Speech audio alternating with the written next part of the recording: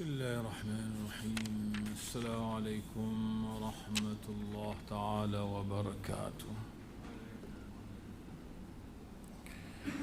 Alhamdulillahi rabbil alamin, wassalatu wassalamu ala asyrafil anbiya'i wal mursalin wa ala alihi wa sahbihi ajma'in. Allahumma rabbi shrah li sadri wa yassir li amri wahlul 'uqdatam min lisani yafqahu qawli. Subhanaka la ilma lana illa ma 'allamtana innaka antal alimul hakim. ولا حول ولا قوة إلا بالله العلي العظيم. ربي يسر ولا تعسر Rabbi tammim bil khair wa ba'd. Alhamdulillah, alhamdulillah, jumpa lagi sambung kelas kita. Malam ni kita ke surah An-Nisa ayat 136 hingga 139. أعوذ بالله من الشيطان الرجيم. بسم الله الرحمن الرحيم. يا أيها الذين آمنوا بالله ورسوله والكتاب الذي نزل على رسوله والكتاب الذي أنزل من قبل ومن يكفر بالله وملائكته وكتبه ورسله واليوم الآخر فقد ضل ضلالا بعيدا. إن الذين آمنوا ثم كفروا ثم آمنوا ثم كفروا ثم ازدادوا كفرا لم يكن الله ليغفر لهم ولا ليهديهم سبيلا. بشر المنافقين بأن لهم عذابا أليما. الذين يتخذون الكافرين أولياء من دون المؤمنين أيبتغون عندهم العزة فإن العزة لله جميعا. صدق الله العظيم. Maksud dia, Ya ayyuhallazina amanu, hai orang-orang beriman, berimanlah kamu kepada Allah dan Rasulnya dan kitab yang diturun kepada Rasulnya Muhammad dan kitab yang diturun sebelum itu. Sesiapa yang kufur dengan Allah dan malaikat, kitab, Rasul, hari akhirat, sesungguhnya mereka sesat sebagai sesat yang jauh. Innal ladzina amanu, sesungguhnya orang yang beriman kemudian kafir, kemudian beriman lagi, kemudian kafir sekali lagi, summa kafaru summa zdadu, kemudian bertambah kufur dia. Jawabannya ialah lam yakunillahu liyaghfira lahum, Allah tak akan ampun mereka dan Allah tidak akan beri petunjuk kepada mereka. Basyiril munafiqina bi anna lahum adzaban alima, berilah berita gembira kepada orang munafik, nanti dia akan dapat seksa yang pedih. Siapa itu orang munafik? Orang munafik ialah orang yang mengambil orang kafir jadi penolong dia selain dari orang beriman. Ayabtawuna indahumul izzah, adakah mereka mencari kekuatan dari orang kafir? Fa innal izzata lillahi jami'a, sesungguhnya kekuatan itu ada pada Allah semuanya. Sadaqallahul azim. Ayatnya panjang tapi saya ringkaskan insya-Allah tuan-tuan, biar kita cepat habis surah An-Nisa ni, lama dah tuan-tuan.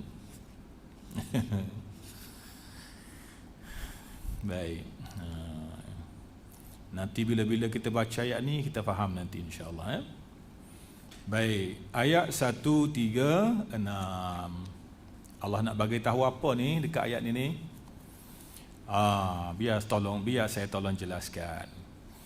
Ya ayyuhallazina amanu, wahai orang-orang beriman. Siapa orang beriman tu? Seolah Allah nak bagi tahu macam ni. Ya man amantum bi, wahai sesiapa sahaja yang beriman denganku, yang meletak keyakinan padaku, fastami'u, maka hendaklah kamu dengar semua perintahku. Lalu di sini perintahnya ialah kepada orang beriman, aminu billah, berimanlah kamu kepada Allah. Sepintas lalu kita baca, nampak pelik ayat ni kan? Pelik lagu mana? Wahai orang beriman, berimanlah pada Allah. Padahal tak perlu suruh dah, orang beriman memang dia berimanlah. Tapi kenapa Allah sebut juga macam tu? Nak beri makna bahawa wahai orang beriman, tetaplah imanmu kepada Allah. Ada perkataan tetap. Itu maksud dia. Dan seperti ayat lain, ya ayuhan nabiyyu, wahai nabi, ittaqillah, bertakwalah kamu pada Allah dan jangan taat pada orang kafir, jangan taat pada orang munafikin. Surah Al-Ahzab ayat 1. Tu pun macam pelik juga ayat tu. Wahai nabi, bertakwalah kamu pada Allah. Padahal nabi tak adalah manusia yang paling tinggi takwanya kepada Allah. Kenapa suruh takwa juga? Dengan makna tetaplah takwa kamu kepada Allah. Allah bagi tahu nabi dia. Baik, ayat ni dituju kepada 3 kumpulan. Ya ayyuhallazina amanu aminu billah. Ayat ni tuju kepada 3 kumpulan. Kumpulan yang pertama memang Allah nak tuju pada orang beriman, supaya mereka tetapkan iman mereka sampai mati. 1. Nombor 2, ayat ni tuju pada orang munafik. Tapi kenapa sebut wahai orang beriman, berimanlah? Sebab orang munafik dia telah isytihar dia beriman. Dia duk sebut depan Nabi dia beriman. Sebab itulah Allah tuju kepada dia, hei orang beriman, hak mengaku beriman tu, berimanlah betul-betul pada Allah, jangan tipu-tipu. Begitu maksud dia. Nombor 3, kata guru kita Muttalib Syarawi, ayat ni tuju kepada ahlu kitab. Sebab ahlu kitab zaman Madinah hari tu, sebelum Nabi sampai tu, mereka duk war-war dah bahawa akan muncul Nabi akhir zaman. Saya akan beriman dengannya, saya akan bantu dia, saya akan berjuang bagi pihaknya. Berkatalah orang-orang Yahudi rahib. Dan tiba-tiba betul-betul datang Nabi tu, Nabi akhir zaman namanya Nabi Muhammad. Tiba-tiba dia engkar. Jadi ayat ni nak bagi tahu dekat mereka, hei orang beriman, hak mengaku beriman tu, hak janji nak berjuang sama Nabi tu, berjuanglah sungguh-sungguh, berimanlah sungguh-sungguh. Tu maksud dia kan? Ayat ni tuju kepada 3 kumpulan, orang beriman, orang munafik dan ahlu kitab. Orang munafik tu lagu mana dia? Orang munafik, guru kita jelas kat sini. Dia memang manis mulut lah depan Nabi. Depan Nabi dia kata apa? Idza ja'akal munafiquna qalu nashhadu innaka la rasulullah wallahu ya'lamu innaka la rasuluh wallahu yashhadu innal munafiqina lakadzibun. Apabila telah datang kepada engkau orang-orang munafik, qalu, mereka pakat kata, buat pengakuan, nashhadu innaka la rasulullah Muhammad, ni kami ramai-ramai ni bersaksi bahawa engkau adalah utusan Allah. Kata mereka, kata orang munafik. Kalau dia tak kata pun, Allah tahu dah Nabi Muhammad tu rasul dia. Wallahu ya'lamu innaka la rasuluh wallahu yashhadu, dan Allah dia bersaksi bahawa orang-orang munafik itu bohong belaka.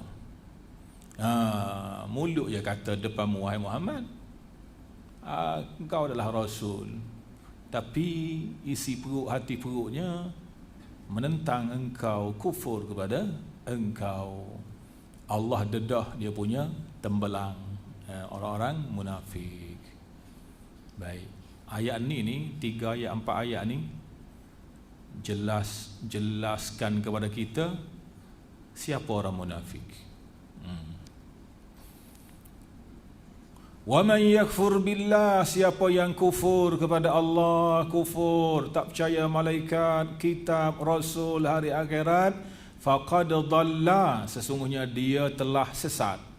Dalalan sebagai sesat yang ba'ida, yang jauh. Sesat tu maksud dia ialah aisara ala ghairi huda, dia berjalan tak ikut pedoman, itu dia panggil sesat. Ketika mana seseorang insan dia hilang, sesat jalan, sesat tujuan, maka kita boleh panggil dekat dia dhallat tariqa, sesat jalan. Sesat ni pula, orang sesat ni pula ada dua. Pertama, sesatnya dekat, tak jauh sesat dia, boleh kembali semula ke pangkal jalan. Ada pula jenis sesak barat, sesak sampai kelam gelap dalam kekufuran, itu dia panggil dalalam ba'ida. Amma dalalul ba'id, adapun sesat yang jauh, wal gharku, dan lemas dalam kekufuran, maka payahlah nak balik semula. Payahlah nak balik semula. Baik, sambung ayat. Maka jangan cuba-cuba nak qana kot lain, dan ikutlah jalan Allah dan Rasul. Wa anna hadza sirati mustaqima, kata Allah. Anna hadza, sesungguhnya ini adalah jalanku yang lurus. Jalan mana? Itulah jalan hak dibawa oleh Nabi Muhammad. Itulah berapa puluh tahun duduk kat Mekah tu, 13 tahun duduk kat Mekah, 20 tahun Madinah. Selama tu tengoklah perjalanan hidup Nabi tu. Itulah jalan dia. Wa anna hadza sirati, sesungguhnya ini jalan aku. Nak cari mana jalan aku, jalan Allah? Tengok Nabi aku itulah, Nabi Rasul tu. Follow dia. Itulah jalan aku yang lurus. 23 tahun tu dia tunjuk jalan tu. Follow yang tu. Nanti sesat kan. Innal ladzina amanu, ayat 137 kan. Innal ladzina amanu, sesungguhnya orang-orang yang beriman, summa kafaru, kemudian jadi kafir, summa amanu, lepas tu beriman pula, summa kafaru, sekali lagi kafir, summa zdadu kufra, kemudian bertambah lagi kufur dia pada Allah. Jawabnya ialah lam yakunillahu liyaghfira lahum, Allah tidak akan ampun mereka, dan Allah tidak akan bagi jalan hidayah kepada mereka. Jangan duk buat lagu tu. Hari ni beriman, minggu depan jadi kafir, dapat duit jadi beriman pula, putus bekalan tak bagi duit kafir. Jangan lagu tu tuan-tuan. Jangan macam tukar baju akidah ni. Orang-orang munafik hanya sebut di mulut saja aku beriman, esok lusa kafir, tolak tulis beriman pula. Jangan lagu tu. Ini fitnah yang sangat besar. Ini fitnah yang sangat besar. Siapa ni? Innal ladzina amanu summa kafaru summa amanu summa kafaru summa zdadu kufra. Siapa ni? Humul munafikun, mereka adalah orang munafik. Kalau jumpa soalan lah tuan-tuan, mana tahu masuk periksa tuan-tuan. Siapakah orang munafik? Dia bagi soalan lagu tu. Siapakah orang munafik? Bawa datang ayat Quran. Tu jawapan dia 137 surah An-Nisa. Iaitu orang yang beriman kemudian kafir, orang sama. Beriman kemudian kafir, kemudian beriman pula, kemudian kafir lagi. Itu dia panggil orang munafik. Wa haula humul munafikun. Yang mana mereka mengiklankan iman, menzahirkan iman, membatinkan kufur. Mulut manis tapi hati perut busuk, kufur. Itu dia panggil nifaq. Idzan, maka faham kita dalam ayat ni, mereka hanya sebut iman, hanya semata-mata sebut, tak masuk dalam hati pun. Semata-mata sebut mulut je tuan-tuan, tak masuk dalam hati. Nampaklah amal zahir itu, nampaklah. Tapi dalam bab pertahan agama dia ni, dia ragu. Nampak macam tak sungguh lah gitu. Ragu ya. Kenapa tu? Kerana qulubuhum fahiya ma'al kufri, hati mereka bersama orang kafir. Jadi hidup dalam tipu diri sendirilah. Cuba tengok ayat surah Al-Hujurat ayat 14. Qalatil a'rabu amanna, telah berkatalah orang-orang Arab, itulah hak munafik tu. Amanna, kami beriman. Allah ajar Nabi suruh kata lagu ni dekat mereka. Qul lam tu'minu, hey Muhammad, cakap dekat mereka tu, lam tu'minu, hey mu belum beriman lagi. Walakin qulu aslamna, tapi cukuplah dengan mu kata kami telah Islam, cukup kata lagu tu. Laju nak sebut kami beriman, belum lagi, sebut saja kami Islam, sebut lagu tu. Laju nak sebut beriman ya. Kenapa? Walamma yadkhulul imanu fi qulubikum, kerana iman belum masuk lagi dalam hati kamu, hanya di mulut saja tu. Ni ayat apa ni tuan? Allah dedah tembelang orang munafik. Dia main play safe macam tu. Dia ingat Nabi tak tahu. Bila Nabi bagi tahu macam ni, jangan duk sebut tu'minu, jangan duk sebut amanna, tapi sebutlah aslamna, mu belum beriman lagi. Terkejut dia, dari mana Muhammad tahu aku belum beriman lagi? Nabi Muhammad boleh baca isi hatiku? Tak boleh apa-apanya tuan-tuan. Kenapa tak bolehnya? Sebab Nabi Muhammad tu Rasul Allah. Sembunyilah apa sekalipun tuan-tuan, tetap Nabi tahu, kerana Allah akan beritahu dia. Sebab Nabi Muhammad itu Rasul dia tuan-tuan. Jangan main-main dengan Nabi Muhammad, jangan duk tipu-tipu macam tu. Nabi Muhammad tahu, Allah yang memberitahu.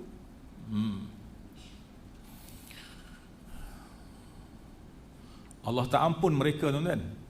Allah tak ampun. Duk buat kerja lagu tu. Jak beriman, jak kafir. Tukar macam tukar baju. Jak beriman, jak kafir. Siapa orang munafik tuan-tuan dalam sejarah Islam? Kalau zaman Osman, ketua dia nama dia Abdullah bin Sabah. Yahudi. Zaman kegemilangan kerajaan Osman, dia khalifah ketiga. 1/3 dunia. 1/3 dunia. Betul tak silap saya, 1/3 dunia dia conquer, dia takluk. Luas luas. Luas. Mesir, Rom, Parsi, bawah dia tuan-tuan. Waktu tu orang Islam senang, lenang, banyak harta, kaya, mewah. Abdullah bin Sabah, dia masuk Islam, dia Yahudi. Dia masuk Islam tu sebab nak bertenggek sebelah Osman, nak dapat jawatan tinggi. Tapi Osman kenal dah dia. Baru masuk Islam tak akan nak jawatan kanan, mana boleh. Osman tak layan tuan-tuan. Bila Osman tak layan, dia marah. Dia buat konspirasi. Dia tulis surat kepada Gubernur Mesir, kepada rakyat Mesir, kepada rakyat Rom. Dia tulis surat. Tulis surat apa? Surat layang lah tuan-tuan. Dia kata apa? Osman, tengok Osman dalam surat dia. Osman memerintah negara, jadi khalifah. Semua ambil anak beranak dia jadi pegawai besar, anak beranak dia. Harta duk berlega dekat anak beranak dia saja. Orang termakan hasutan tu, maka muncullah kumpulan pemberontak. Siapa ketua dia? Tadilah Abdullah bin Sabah. Apa dia buat? Mereka telah kepung rumah Osman. Sekat bantuan, sekat makanan, sekat air tak boleh masuk. Lepas tu ada orang nak tolong, nak lawan pemberontak. Osman kata, tak payahlah, kalau kamu cinta pada aku, tak payah peranglah, menyusahkan nanti. Lalu dia pun, orang pemberontak pun masuk rumah beliau telah dipotong tangan dan akhirnya beliau dibunuh ketika sedang baca Quran. Siapa bunuh tuan-tuan? Munafikun lah. Orang beriman tu buat kerja lagu tu, munafikun lah. Mulut manis kata Islam tapi perut kesumat, itu munafikun. Tu contoh dalam sejarah Islam sampai macam tu. Dia buat dekat orang Islam. Inna Allah la yaghfiru an yushraka bih. Allah dia tak akan ampun orang yang syirik pada dia. Wa yaghfiru ma duna dzalika liman yasha. Dan Allah dia akan ampun dosa selain tu, selain syirik. Liman yasha, bagi sesiapa yang dia mahu. Siapa yang Allah mahu? Iaitu orang yang ikut syarat-syarat syariat taubat, maka dia akan diampun oleh Allah Ta'ala. Ada kaum telah pun diberi hidayah oleh Allah tapi dia tak nak. Ada. Allah sebut dalam surah Fussilat ayat 17, wa amma samudu fahadainahum fastahabbul ama 'alal huda. Adapun Samud, kami telah beri hidayah kepada mereka. Ada utus rasul semua. Fastahabbul ama 'alal huda, tapi mereka lebih suka untuk berada dalam gelap cahaya. Mereka pilih untuk duduk dalam gelap, gelap cahaya petunjuk lah, tak nak huda. Ada pula anak muda, zaman Kahfi, Ashabul Kahfi, dia pilih untuk beriman. Walaupun boleh dia nak duduk di istana bersama keluarga diraja, dan mereka pun kerabat diraja, dan tapi oleh kerana agama terancam, diri terancam, dia bawa agama tu pergi ke lain, tinggal kemewahan. Ada orang pilih lagu tu, innahum fityatun amanu bi rabbihim. Mereka adalah anak-anak muda yang beriman dengan Tuhan mereka Allah. Fazidnahum huda, lalu kami tambah kepada mereka hidayah. Maknanya hidayah ni pilihan seseorang. Allah bagi siap belaka dah hidayah ni. Hidayah dilalah dengan hidayah ma'unah. Hidayah dilalah, semua orang boleh baca, boleh tengok sekeliling kita ni ada belaka tanah, bumi. Tu hidayah dilalah, udara, pokok. Itu hidayah dilalah. Nak hidayah bukan payah. Hidayah dilalah, nak bukti Allah tu ada bukan payah, tuan-tuan. Siapa? Imam Syafi'i rahimahullah. Dia bersoal jawab lah dengan orang yang tak nak beriman. Sebab apa tak nak beriman? Tak nak bukti dulu baru nak beriman. Imam Syafi'i kata begini, daun tut, daun tut ni mulberry. Daun tut tu kalau aku makan rasa dia begini-begini kan. Kalau mu makan daun tut tu rasanya macam rasa aku makan lah. Sama rasa dia. Tu daun tut, daun mulberry. Baik, kalau kambing makan daun tut tu, dia jadi baja, tahi kambing yang berkualiti jadi baja. Baik, kalau ulat sutera makan daun tut mulberry tu, dia jadi sutera, hak jual mahal tu. Baik, kalau kijang makan daun tut tu, dia akan keluarkan kasturi yang wangi. Baik, siapa yang jadikan dari daun kita makan, aku rasa sama, mu rasa sama. Kalau kambing makan jadi baja berkualiti, kalau ulat makan jadi sutera yang mahal, kalau kijang makan jadi kasturi. Siapa buat lagu tu? Terpinga-pinga kawan tu tuan-tuan, terbeliak mata dia. Siapa lagi? Allah lah. Itulah bukti Allah ada. Payah sangat nak percaya tu kenapa? Itu soal jawab Imam Syafi'i rahimahullah. Mana pilihan kita nak beriman tak nak beriman, kan? Pilihan. Sebab tu ada neraka, ada syurga. Bukan paksa masuk tu dalam neraka tu. Dah mu pilih nak masuk, siapa suruh pilih? Aku hantar Rasul dah, siap ada Quran, mu pula ada akal, Nabi pula bagi tahu ni baik, tu tak baik, mu terjun juga dalam tempat tak baik. Itu apa pasal? Salah aku ke salahmu? Salahmu lah. Ya? Allahu Akbar. Baik, sambung ayat. Basyiril munafiqina bi anna lahum azaban alima. Berilah khabar gembira kepada orang-orang munafik bahawa mereka akan masuk ke dalam azab yang pedih. Allah guna perkataan berita gembira. Banyak kali jumpa tuan-tuan. Berita gembira lagu mana yang masuk neraka? Bila sebut basyiri itu makna dia memberi maklumat ataupun perkhabaran akan datangnya suatu yang menyenangkan. Itu berita gembira. Fauzi, ni datanglah pejabat sekejap nak bagi tahu, ni 1 hari bulan nanti gaji nak bagi bonus ni, bonus. Bila bos? 1 hari bulan. Hari ni berapa bulan? 28. 1 hari bulan ada bonus. Berapa bos? Bonus adalah bonus 5 kali gaji. Contoh. Tuan-tuan rasa lagu mana? Masuk dah ke duit tu? Belum. Semata-mata dengar kata 5 kali gaji tu gak melompat. Kalau nak naik atas meja seronok. Padahal tak masuk lagi duit. Itu dipanggil perkhabaran yang menggembirakan. Itu dipanggil basyir. Bisyarah, busyra. Siap WhatsApp dekat isteri, Dek, abang akan dapat 5 kali gaji ni. Tengoklah nak tukar sofa ke, nak tukar almari ke, cakap je abang buat nanti. Seronok. Balik rumah tu melompat, seronok tuan-tuan. Itu berita gembira. Ni berilah khabar gembira kepada orang munafik. Dia masuk neraka. Gembira kok mana ni tuan-tuan?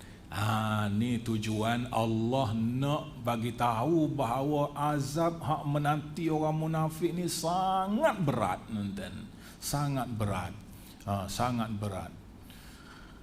Allahu Akbar. Dan kamu hai munafik telah berbuat nifak terhadap diri kamu, mu tipu diri kamu sendiri dan mu rasa seronok duk tipu Nabi Muhammad tu, ya. Seakan-akan dengan nifak itu kamu menyukai diri kamu diazab. Akan ada azab yang pedih untuk kamu. Allah sebut azabun alim, painful, azab yang painful. Azabun muhin, azab yang hina. Azabun azim, azab yang besar. Jenis-jenis azab.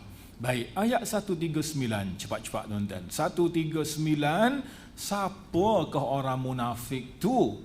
Lalu Allah bagi tahu jawapan kat sini, iaitu orang-orang yang mengambil orang kafir jadi penolong dia, jadi wali, jadi pemimpin dia, padahal sebelah kiri kanan dia ramai lagi orang beriman, tapi hidup suka dekat orang kafir, maka mereka dikategorikan orang munafik. Ayat bertawuna indahumul izzata. Kenapa pergi ambil orang kafir sebagai wali, sebagai pembantu, nak kekuatan dari dia ke? Ayat bertawuna indahumul izzata, muna izzah dari dia ke? Hei, orang kafir mana ada izzah? Tak ada. Dia macam kamu juga, dia manusia. Dia ada kelemahan tertentu, macam kamu ada kelemahan. Nuh tak ada kelemahan, Allah Ta'ala tak ada kelemahan. Kalau nak kekuatan, Nuh kekuatan dengan Allah. Kenapa mahu tumpang kekuatan orang kafir? Padahal orang kafir sangat membenci kamu dan kamu pun tahu. Fa innal izzata lillahi jami'a. Allah sebut lagu tu. Salah satu tanda munafik adalah mereka telah menjadikan kafir sebagai wali penolong mereka. Tujuan mereka yang utama adalah untuk memperoleh sokongan dan kekuatan dari kafir. Mereka pada dasarnya tidak mengerti hakikat kekuatan itu dan siapa yang paling utama untuk diminta bantuan, dia tak faham. Keperluan akan bantuan dari yang lain sebenarnya berangkat dari ketidakkemampuan seseorang. Apakah dengan menjadikan orang kafir sebagai penolong merupakan pilihan yang tepat bagi munafik? Mereka lupa kaum kafir hanyalah manusia biasa seperti mereka juga yang terbatas kemampuannya. Mereka lupa bahawa ada satu kekuatan mutlak, iaitu Allah Subhanahu wa taala yang mensifatkan diri dia Al-Aziz. Al-Azizul Jabbarul Mutakabbir. Itu Tuhanmu yang maha kuat tu. Setiap orang harus memohon izzah kepada Allah dengan cara beriman kepadanya. Kalau nak izzah dari Allah, senang je, beriman kepadanya penuh. Allah lah satu-satunya yang menganugerahkan kekuatan kepada siapa yang dikehendaki. Fa innal izzata lillahi jami'a. Sesungguhnya kekuatan itu milik Allah semuanya. Sama ada yang namanya kekuatan harta milik Allah, kekuatan kekuasaan milik Allah, kekuatan pangkat milik Allah, dan kekuatan jabatan, semuanya ini bersumber dari Allah. Kenapa ayat bertahu na indahumul izzata? Kenapa pergi bergantung dengan orang kafir? Berbuat demikian kamu akan jadi munafik, kata Allah Subhanahu wa taala. Allahu akbar, letih juga. Tuan-tuan boleh faham ke tu? Kaduk diam, tak kata apa. Ayat Quran macam tu, tuan-tuan. Nak izzah, izzah dengan Allah Taala. Lagu mana nak dapat izzah dari Allah? Ikut semua arahan Allah. Sayyidina Umar kata lagu ni. Sayyidina Umar kata lagu ni, tuan-tuan.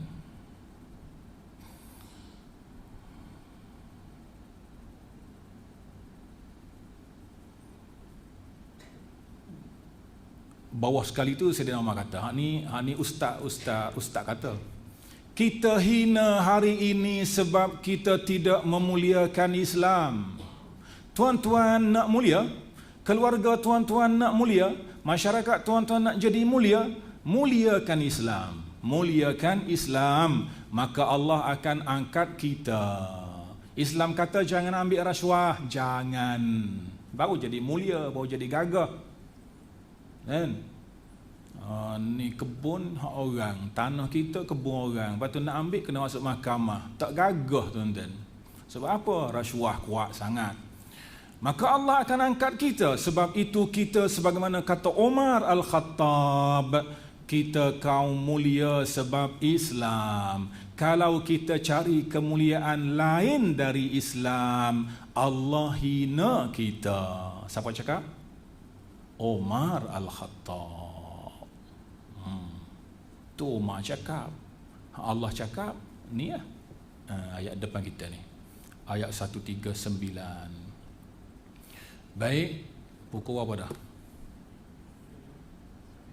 8.16. Kenapa lambat jam ni juga? 8.16. Bunyi dah, tuan-tuan.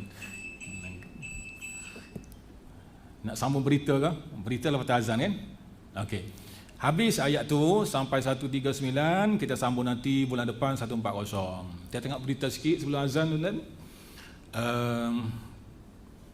Ni berita 16 September. 16 September. Hari ni dah sudah 28 lewat sikit, kan? Sekarang sudah ada 4 negara yang berbaik menyokong Israel. Dia panggil perjanjian normalisasi. Hak lama dah nama dia Mesir. Hak lama dah nama dia Jordan. Hak terbaru tak sampai sebulan lagi nama dia UAE. Yang terbaru 16 September nama dia Bahrain. Dua ni kuat ni tuan-tuan. Negara Islam ni, orang Islam ni tuan-tuan. Bila ditandatangani perjanjian itu di Washington DC tuan-tuan, hari itu juga Israel tu hantar roket ke Gaza. Terus saja hantar roket, sebaik ditandatangani perjanjian, hantar roket. Sebab apa? Kiri kanan sudah kuat. Sudah kuat. Dia pun hantar roket. Apa jadi? Syahidlah beberapa pejuang dekat sana. Pakar usung syahid tu. Tak ada dah penjarakan PKP, tak ada dah tuan-tuan.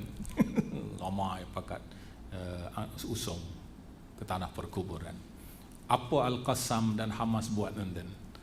Hamas hantar roket ke Askelon. Askelon itu bandar pelabuhan. Dia hantar roket ke Askelon, bandar pelabuhan Israel. Dan jatuh kat sana. Berapa mati? 6 mati. 6 Zionis mati. Tengok Gaza, hebat kan? Hebat, berani dia. Jauh tu sampai roket. Mati 6 Zionis. Nak bagi tahunya tegama orang Islam sendiri berpakat tanda tangan normalisasi lah, perdamaian lah dengan musuh orang Islam Israel. Dan itulah jadinya. Mudah-mudahan orang Islam diberi kekuatan. Amin ya rabbal alamin. Okey, setakat itu saja 18 minit malam. Bismillahirrahmanirrahim. Alhamdulillah rabbil alamin. Allahumma aftah alaina futuhal arifin warzuqna fahman nabiyyin bi jahi khatimil mursalin. Allahumma zidna ilma warzuqna fahma wa sallallahu ala sayyidina Muhammad walhamdulillahi rabbil alamin. Taqabbalallahu minkum.